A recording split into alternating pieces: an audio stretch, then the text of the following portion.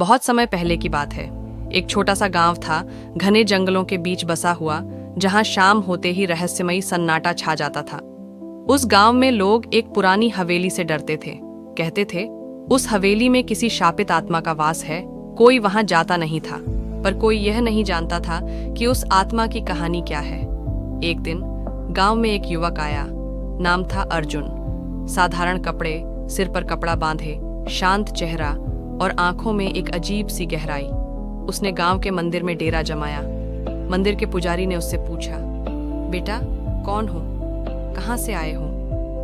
अर्जुन ने बस इतना कहा, उत्तर की तलाश में हूं। पुजारी कुछ नहीं बोले, लेकिन अर्जुन की आंखों में कुछ ऐसा था कि उन्होंने उसे वहीं रहने दिया। रात होते ही अर्जुन अकेले उस हवेली की ओर गया। गांव वाले डर के मारे उसे रोकना चाहते थे, पर वो बिना डरे आगे बढ़ गया। हवेली पुरानी थी, दीवारों पर सीलन, फर्श पर जाले और हवा में एक अजीब सी ठंडक। अर्जुन ने धीरे से दरवाजा खोला। अंदर अंधेरा था। उसने दीपक जलाया और आगे बढ़ा। तभी एक भारी आवाज आई, क्यों आए हो यहाँ? अर्जुन रुका नहीं। उसने कहा, मैं शांति की तलाश में हूँ। अगर तुम सच में आत्मा हो तो मुझे अपनी पीड़ा बताओ। अचानक एक परछाई सामने आई। एक महिला की आत्मा, उसके चेहरे पर पीड़ा, आंखों से आंसू। उसने कहा, मैं अंजलि हूँ, इस हवेली की बहू थी। उसकी कहानी शुरू हुई। वर्षों पहले वह इस घर में ब्याह कर आई थी। ससुराल में सब ठीक था, पर उसके पति को गुस्सा बहुत आता था। एक दिन किसी झगड़े में उसने अंजलि को धक्का दे दिया। अंजलि सीढ़ियों से गिर गई और वहीं मर गई। किसी ने उसे बचाया नहीं, उसकी आत्मा यहीं अटक गई।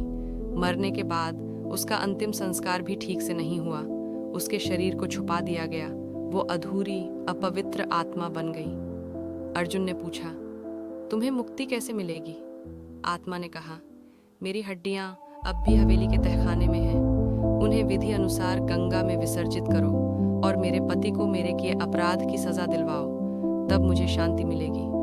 अर्जुन ने पूरी रात वहीं बिताई। अगले दिन उसने तहखाना खोज निकाला। वहां सचमुच एक कंकाल था। उसने उसे कपड़े में बांधा और मंदिर ले आया। पुजारी को सब बताया।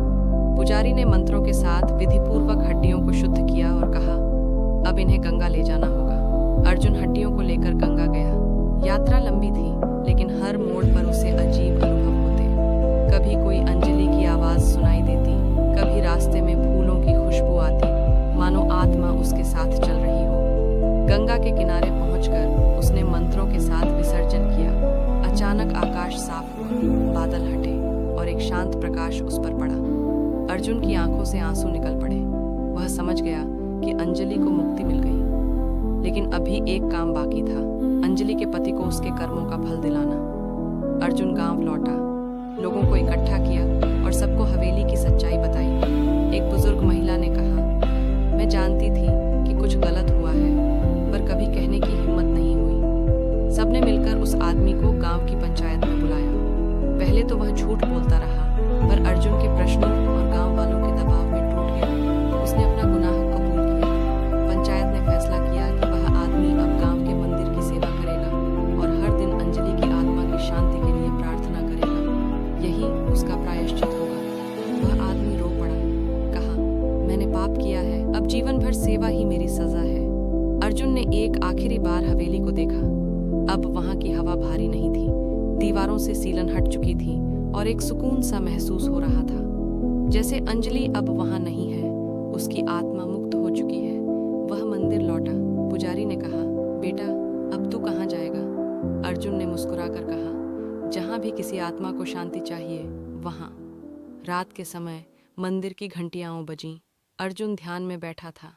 उसके चेहरे पर एक शांत मुस्कान थी, जैसे उसे अपने कर्म का फल मिल गया हो। उसने आंखें बंद कीं और मन ही मन कहा, हर आत्मा को मुक्ति मिले, हर पापी को प्रायश्चित का अवसर मिले।